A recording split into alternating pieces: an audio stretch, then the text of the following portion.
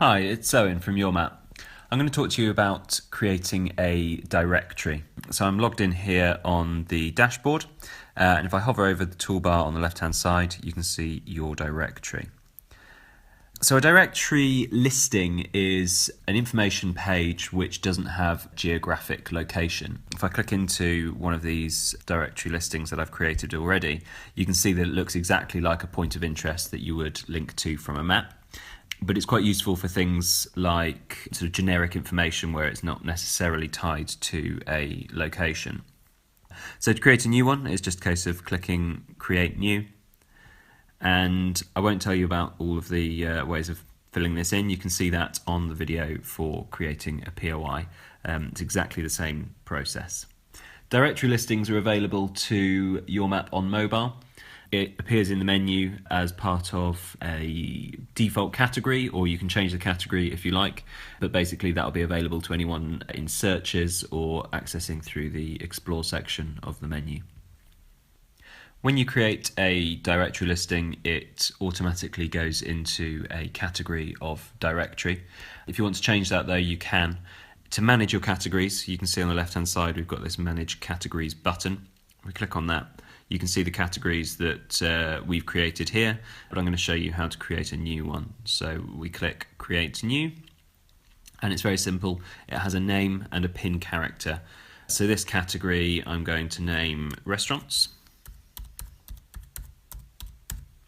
The pin character is relevant if you link to something that's categorized from the map. If you drop a pin onto that map, then it will appear with the letter that you choose. Alternatively, you can choose a custom image for your pin.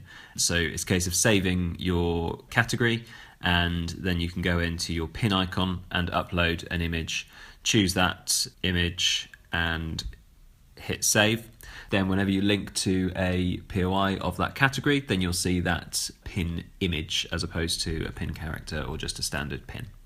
Okay, so I'm going to go back to the Your Directory screen, and we're going to look at custom fields. Custom fields we've covered in creating a POI.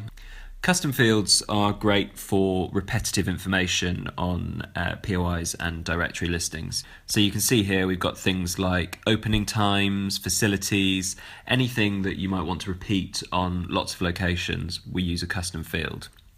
So I'm going to show you how to create a new one. Click on Create New. And nice and simple, it's got a name and a default value.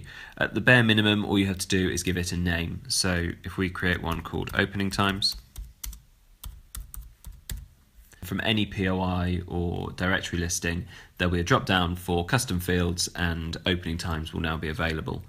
If I want to set a default value, say the majority of shops in my holiday park all have the same opening hours, I can set that, and that will always appear every time you choose it, with the ability to override it on individual POIs. Hit save. If you ever want to delete a custom field, then it's just a case of opening it from the custom field menu and then hitting delete in the bottom left hand corner. That will delete it from any POI that you've created it on, so be careful there.